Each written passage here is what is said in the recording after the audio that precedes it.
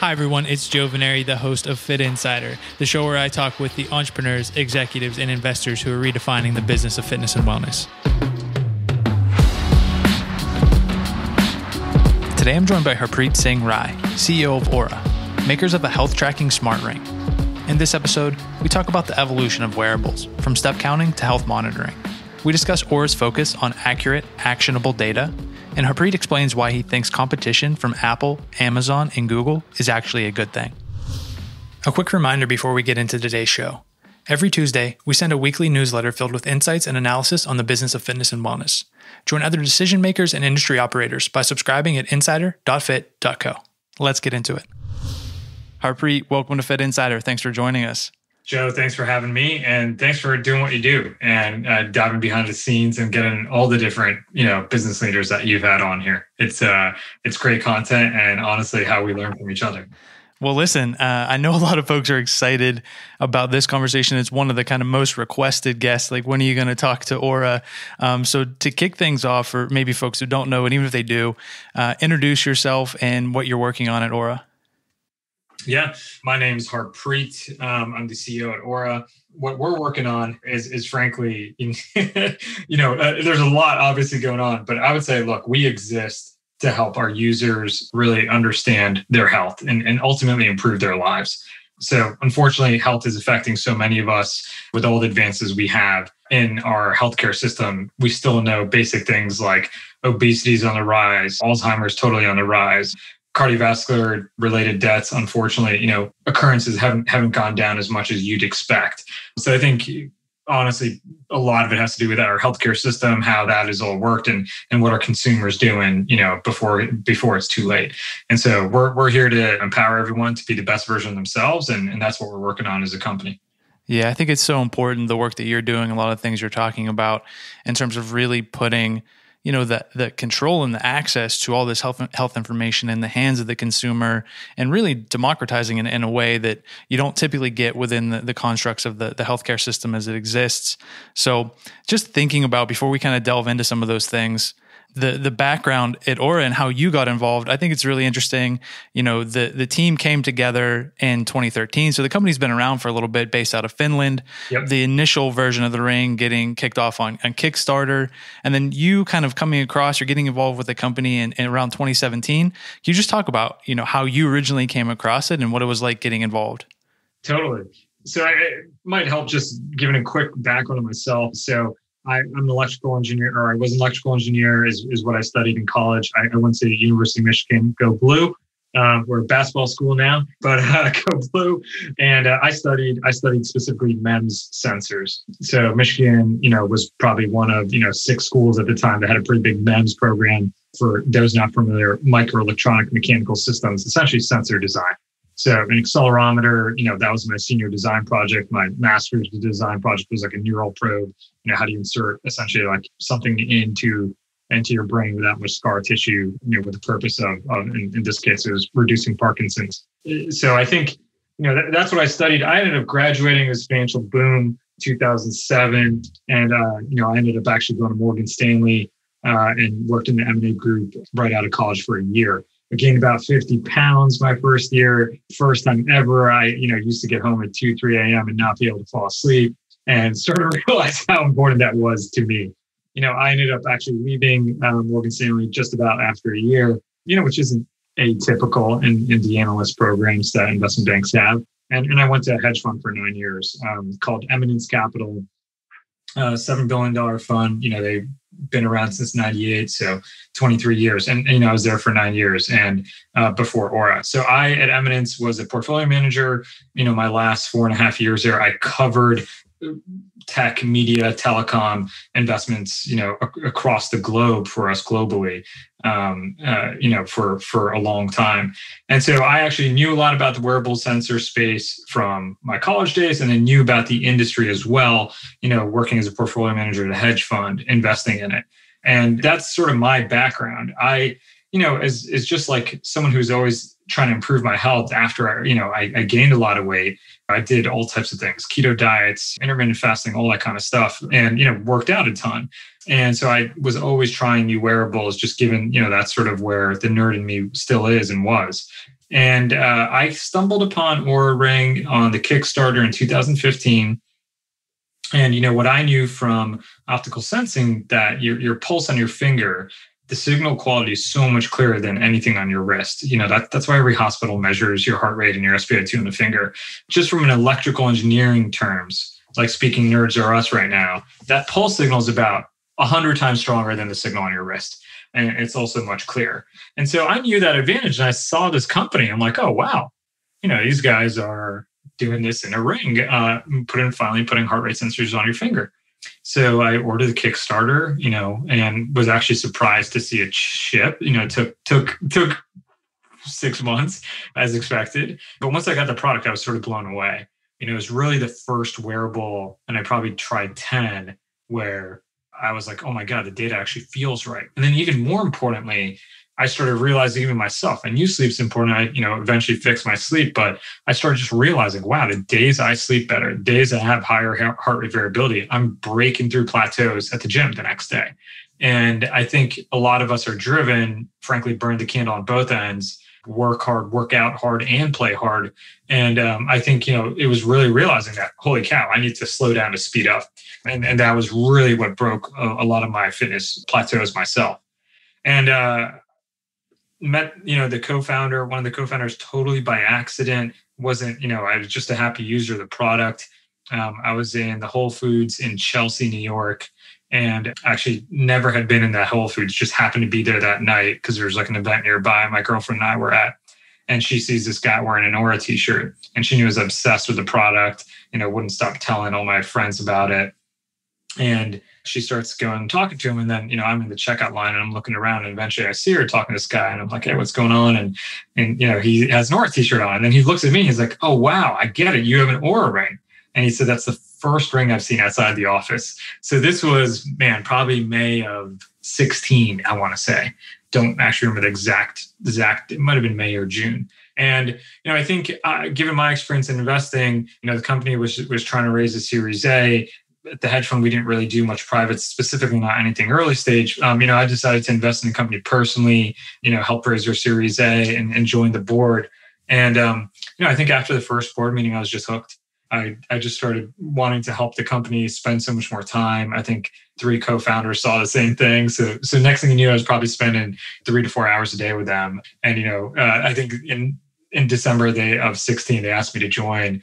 The board asked me to join first. So I joined as president. A couple months later in May of 17.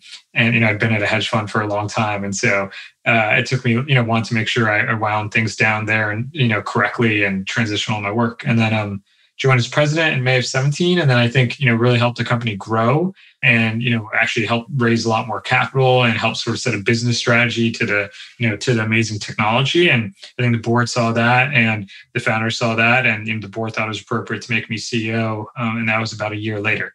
So, it's crazy. I still can't believe we are where we are. And it's been an awesome journey experience and helping grow the business and frankly, improve people's lives. That's actually been the coolest thing to see. Yeah, it's an awesome story. And just thinking about how that evolved from a chance meeting to where things are now, a lot that you mentioned in that kind of story that I want to kind of break down. One of them being, when you think about wearables, there's obviously the sensor piece, and then what do we do with all that data? What are the various form factors? Oura was able to innovate on that, kind of push it forward with thinking about, we're going to use the finger instead of the wrist, or maybe even like a heart rate strap around the chest, just to improve the quality of the measurements. But then this shift from, we're not counting steps. It's not really about like maybe the 10,000 steps that we took today from like a pedometer, but how do we get this to a place where it's a health monitor, where we're talking about sleep and the immune system, the overall well-being, down to things in terms of like heart rate variability, resting heart rate, things that people frankly weren't thinking about before unless you were a really elite athlete.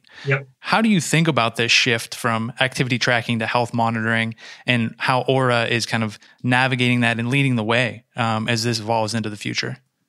Yeah, look, I think there's, we talk about it internally. I said internal, I said external. I think there's 2 problems with this industry. Is this data accurate is problem number 1.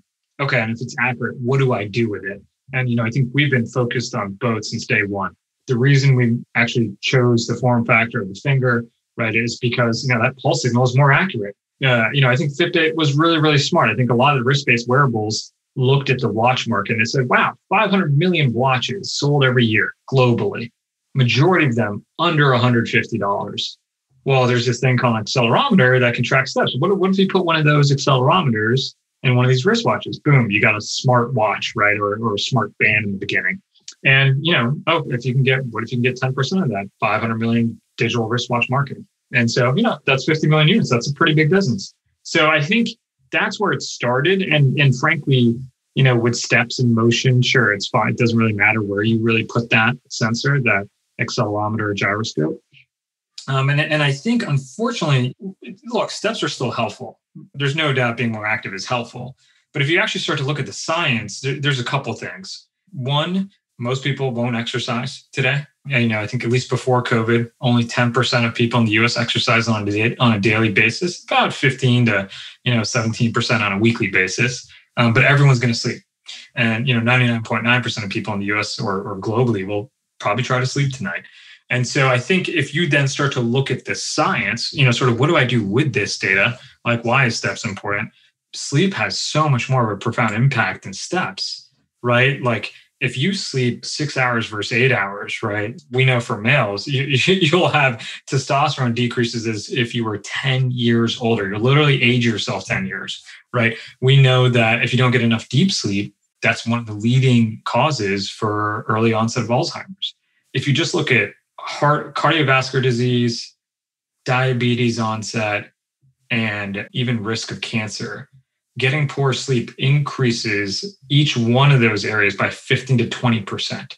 So if you look at those three things I just mentioned, cancer, heart disease, right, Alzheimer's, right, and diabetes, those are the biggest, costs to our society today and our healthcare costs. Those three things alone make up over 70% of our healthcare costs as a country.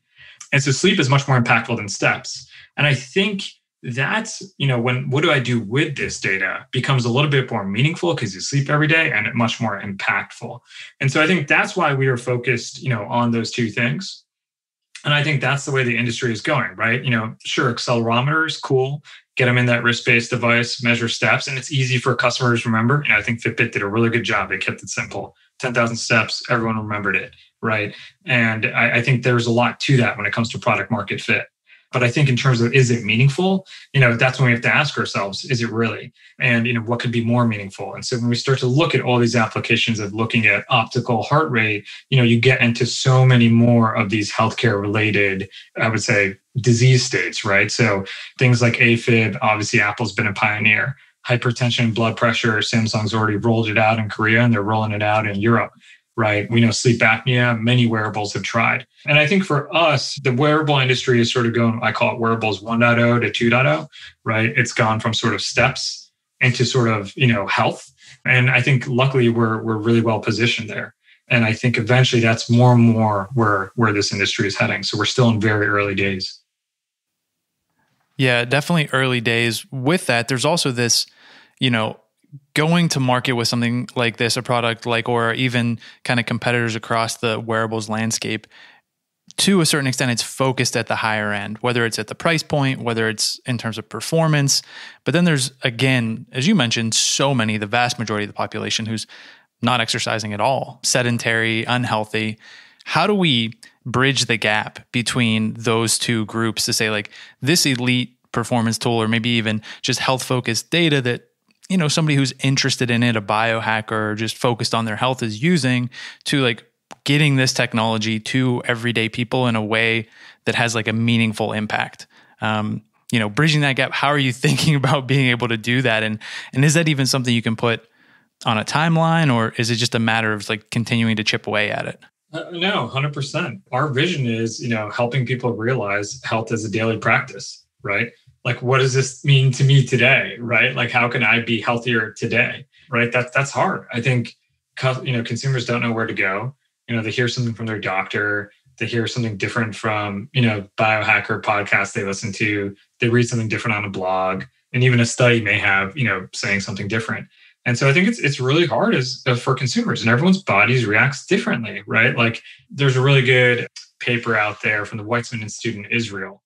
And I forget which company actually led a lot of this research. But what they did was take essentially 100 people, and they had them 30 or something like that. Don't quote me on this protocol. This is probably way off, but it was like 30 people eat bread, 30 people eat bread with butter, and I forget what the other variant was. And everyone reacted differently, right? It was like some people, they had, bread with butter, their glucose spiked. Some people, they had the bread without butter, their glucose didn't spike, which you wouldn't think. And so I think it sort of shows that all of us react differently. Our bodies are different. We have to respect that, and we have to meet you where you are. And we have to teach you, everyone has to understand, right? Like, hey, what's happening? Why am I reacting this way? So I think the biggest thing, Joe, to answer your question on how do we do that is education, right? Education and personalization. And I think, that's what we're trying to do. We want to make it easy. We sort of hear from people all the time, I put on the ring and I forget it's even there. We love hearing that, because that means it's easy enough for the consumer, right? It's not a hassle. It's not inconvenient. And then, once you start developing a daily habit of opening the app every morning, checking how you slept, we hear it from users. They adjust what they do that day. I had a really bad sleep score. My HRV was jacked. My heart rate was terrible. I should really not go out to meet my friends for a drink tonight. That's literally what we hear from our users all the time. And I think that starts to make health as a whole, honestly, meeting that as a daily practice, that brings our vision to life.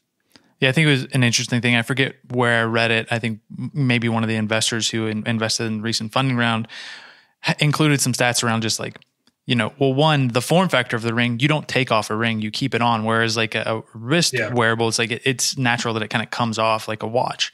And also the number of people and the frequency of users who are checking their app kind of first thing in the morning to see where their health is, where their sleep is. That type of feedback loop is super powerful and, goes to the point around like, how are we informing people and educating them about their health?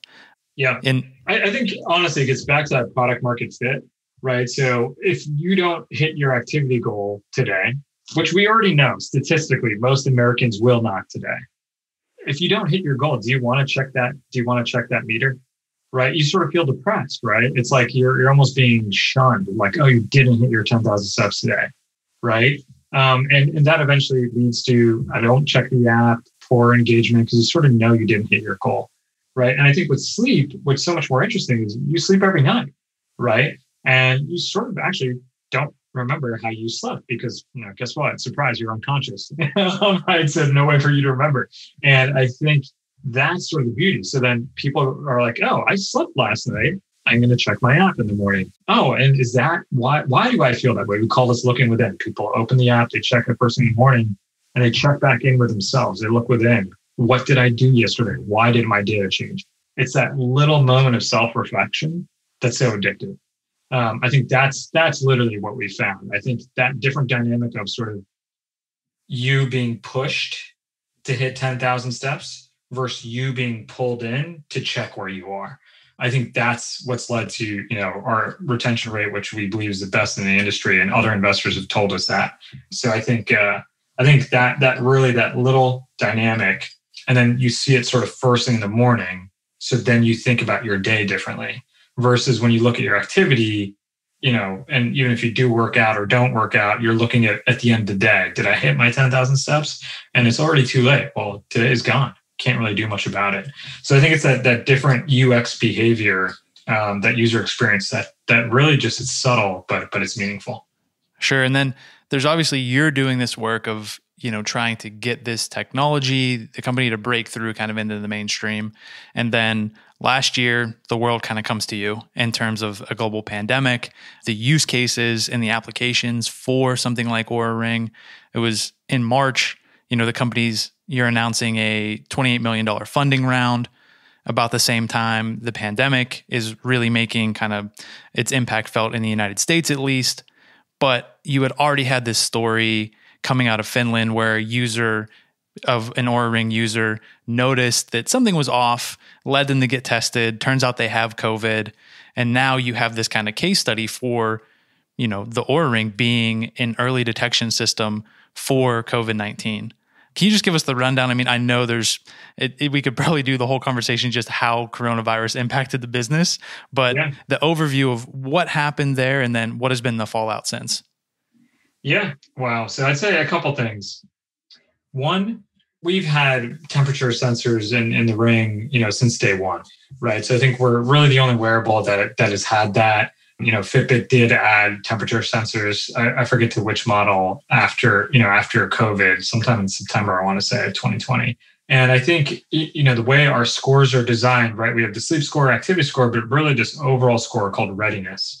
And, we look at your last night and last day of sleep and your last 2 nights and last 2 weeks of sleep and 2 weeks of activity. But we also look at some vital signs last night. So we look at changes in temperature, heart rate variability, respiratory rate. And, those 4 things make up almost half the readiness score.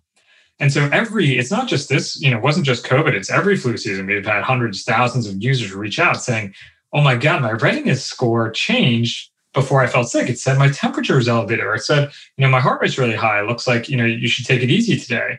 And a lot of times people have told us, I thought it was wrong. And then a day or 2 later, they're unfortunately sick with the flu. And so we've heard that every year, but I think that happened during COVID. Yeah, with one of our users in Finland who came out and said it like, I've had this thing for a year, my Oura ring, I've always in the 80s or 90s. And I woke up one day and my readiness score, I want to say it was a 54, I think is what he said. And it said, his temperature was up a degree overnight. And he's like, he felt totally fine. But he's like, man, this thing has been so consistent. I just need to go get myself checked. And he went in, he got himself checked and, he had COVID. And so I think that just, for us was like, man, we really got to do something to help during the pandemic. So yeah, we started the study with the UCSF. We first started it with, 3,000 frontline healthcare workers across a lot of different hospitals in the US because, they're going to be most at risk on the front lines. And then we were able to open it up, to all of our users. And, I think we've said we've had over 70,000 people participate in the study. And the early results came out that UCSF published them in December. And, the data looked fantastic. It was almost like 30 out of 50 subjects, we could see changes in their data 3 days in advance before they felt symptoms or saw an increase in temperature. And so I think that's pretty cool. And the UCSF will be releasing, more data and results as the study's finalized because there's so much more data in that study now as it's continued. So yeah, I think that study being the first wearable to launch a study during COVID, frankly, led to a lot of our great partnerships with sports leagues, right? So, I think the study was really the right thing to do for our users, for the community, how we can give back. Hopefully, how we can help predict the next pandemic and also led to a lot more awareness for us as well. Yeah, thinking about that, the impact is on one hand, it's super obvious how something like the temperature monitoring can be that kind of early warning system. And then poking around, and again, I'm kind of a novice as it relates to the technology that's in the ring, and certainly the application as it relates to a pandemic. Some kind of pushback around like, this isn't something, wearables in general, not Oura Ring, you can rely on to be a predictor of something like COVID-19. Where does it come down in terms of like where the use is, how accurate the kind of technology is, and where is it just kind of like, if you have it, it is more helpful than not in terms of being an early warning sign?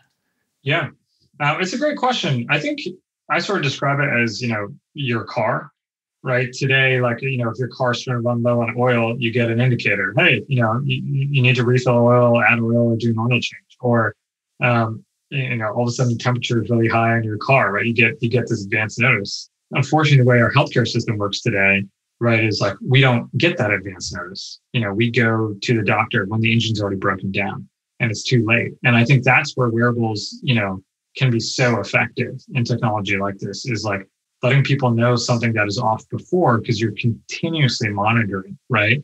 Every second, you're seeing data. And so I think that's what's so interesting is like, no, there's a change from our baseline here. Something may be off. Now, what that is, and we're not a medical device, we cannot diagnose or treat, and but you can have an advanced warning to go seek medical attention, just like our that user did in Finland. Hey, something's off here. I feel fine, but my data is suggesting otherwise. And I think that's really the future of health, right? It's being preventative. It's not being reactive. I call today healthcare sick care. Right, we wait till we're sick. It's not. We're not doing things to optimize health per se. Right, it's the opposite. It's the lack of health. And so I think I think that's where the world's going and how these, this stuff can be used. And so, eventually can wearables, detect or, diagnose the flu? I believe so. I believe the data looks like it's that accurate. Will it have some certain errors? Sure. But, what's the consequence of that? Okay, you go see your doctor, you go take, a little bit more rest. I think that, if you're wrong, it doesn't have huge consequences, versus, hey, your glucose is running low, you should dose insulin, right? Or too high, right? And that would have, if that number is incorrect, right, you could do something that could unfortunately end your life. And so I think, these applications that are more warning lights, not necessarily diagnosis, is really probably where I think the space keeps going the next few years. And, the better and better technology gets, I think eventually these things could diagnose certain, acute conditions or disease states. But I think right now, the early warning light, is enough value for consumers right now to go seek proper medical attention. Yeah, absolutely. And I think to your point and mentioning it earlier on, like it's at the very beginning of what wearables are going to become and what the applications are trending, to the point in the conversation around like this being health monitoring and eventually medical devices. I think that the trend line is pretty obvious. Changing gears a little bit, a few things I want to move through as we near the end of the conversation. When you think about the business model, right? We've seen this a couple of different times across the wearable space. Right now, the Oura Ring, it's hardware. It's about $300. There are some, pricier models, but as it stands, it's a one-time purchase. How do you think about moving towards, is it a subscription model, recurring revenue? How do you kind of build on that hardware purchase? Yeah. On the business side, I don't think we don't really talk about our business strategy publicly. What I will say is from the consumer side, consumers need and deserve more and they want more, right? So I think, giving consumers, more understanding, more education, more how to use this data, better, richer, deeper, insights, more and more applications, right? Just keep breaking into sort of some of those areas that, we talked about that other wearables are already paving the way for. So I think, for us, it's all about how can we keep, we're in service of the customer. We're Alfred, our customer is Batman, right? And so we're just trying to empower them to be the best Batman. And so, what tools does Alfred, have up his sleeve? We're working on a lot, excited about it. But it's all in service of the customer. Our users are the superhero. Right, in their movies, not us. And so I think as long as we can figure out new ways to keep delivering more value to customers, I'm sure we'll have, new different types of business models that reflect that value appropriately. Saying, teasing us a little bit in terms of we'll have to wait and see how it all plays out. We'll certainly be watching. Speaking of kind of, you mentioned some of the competition there. And the idea that, well, there is competition bodes well for the industry, especially when you think about there are folks like Apple and Google and Amazon, trillion-dollar companies who are in the space, kind of signals, hey, this is a market that's probably worth going after. But just more specifically, how do you think about fitting in, but more importantly, standing out and succeeding as that competition evolves? Yeah. Look, I think I sort of try to come back to the customer, right, and the consumer. Competition is good for the consumer, right? I think that pushes all of us to do better. And like I said, we're in service of the consumer. So I think ultimately, that's who we're serving, and that's why, if we will succeed, it's because we're doing enough or we're doing more than someone else. And so I think that's what we're focused on. I think in terms of how we stand out, I think, I talked about it. It's two problems, I think. Is this stuff accurate and what do I do with it? I think the more and more we can help improving our offerings to, meet both those things, the better and better we're going to do for the consumer. I think the market's big. I think roughly, I haven't seen 2020 numbers yet, but if I had to guess, 200 million wearables sold globally in 2020. So I think there's room for everyone. I think it's probably over $25 billion to $30 billion already. So even 1% of that is pretty interesting. So I think competition is good. And, I think, again, it's all in service to the customer. So I personally think wearable penetration, as we think about the value that all of us are delivering, helping people understand and improve their health, man, I think people will pay a lot for that. And more people will pay for it. And so ultimately health will end all of our lives. And so trying to understand that better so we can be the superhero, right? So we can, do what we want during our life during this time on Earth, I think is honestly pretty cool. So I think smartphones, there's over, a billion smartphones sold every year. If there's only 200 million wearables, there's value that we can provide that's equivalent or even greater to a smartphone that I'd argue. So I just see that number, going to keep increasing.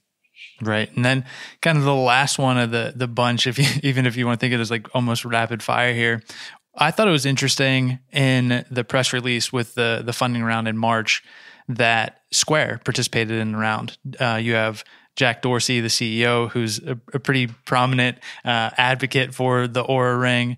And then Square's hardware lead joined the board. What was the rationale behind that? Anything? I know you mentioned we don't talk about the business kind of strategy publicly, but just what is that relationship and maybe anything in the cards between the two companies? Yeah, that relationship is amazing. I love all our board members, and they've been super helpful and insightful from their collective experience to us as a company. Jesse in particular, he's been, the head of hardware at Square, I want to say for 9+ years. When he joined Square, I think, they just had that little swipe dongle that I think everyone sort of remembers was, would only work it felt like less than half the time. And, I think now they have some of the best hardware experiences out there, period, for payments, right? It's like a delight to use a Square, as a consumer, a Square register. And so I think, Jesse has seen companies go from early days, early hardware, how to make it, how to scale it, how to grow teams. So I think that's been super, super helpful and insightful. Prior to Square, he was actually on the original iPod team at Apple under Tony Fadell, and pre-launch and post-launch, he was there. I want to say 8-9 years as well. And so I think having sort of seen really growth in world-class hardware, how to go from sort of an idea to product to scale has been tremendously helpful. In terms of why Square, I think empowering people to understand their finances and people understanding their health, right? It's ultimately about empowerment. And so I think, Jack saw that. I do think there's interesting things we could do with payments. I think lots of wearables are already doing them. So there could be something there in the future too. But frankly, I would say it's because of the hardware expertise Jesse brought to the table that I felt like would be so insightful for the company that we wanted him on the board. Yeah, super valuable partnership there and a lot of opportunities, as you mentioned. As we look to wrap up the conversation, you think about, 2020, a year that brought so many changes, in a way, so many opportunities, and now we're early into 2021. Anything that, you're excited about that's on the roadmap, maybe we should be on the lookout for, as folks who are maybe already fans of Oura or maybe considering it, paying more attention to the space, should keep an eye out for? Yeah, I mean, I think obviously COVID impacted everyone's life, right? But I think in particular for the industry, what we've seen is that how much health really matters. That came into forefront. And then, all of us were sort of scrambling, and still are, for solutions on how can we manage this. And so I think just the acceleration of sort of new technology into healthcare I really do think that that's been a game changer for the industry.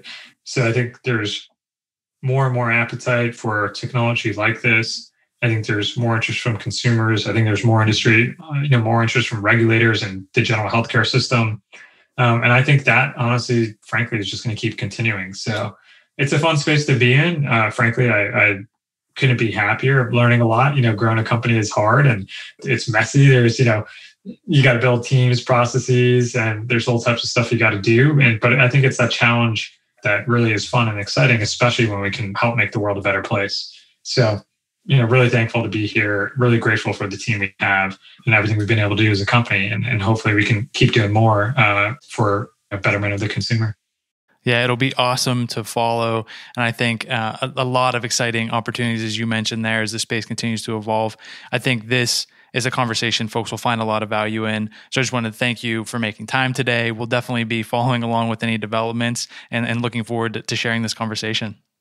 Cool. Appreciate it. Thanks a ton, Joe. And again, thanks for doing what you do and getting everyone out here. I think it's sharing that information is great. And so, we wouldn't be here without people like you. Thanks everyone for listening to today's episode. For more from Fit Insider, visit insider.fit.co and subscribe to our weekly newsletter for insights and analysis on the business of fitness and wellness.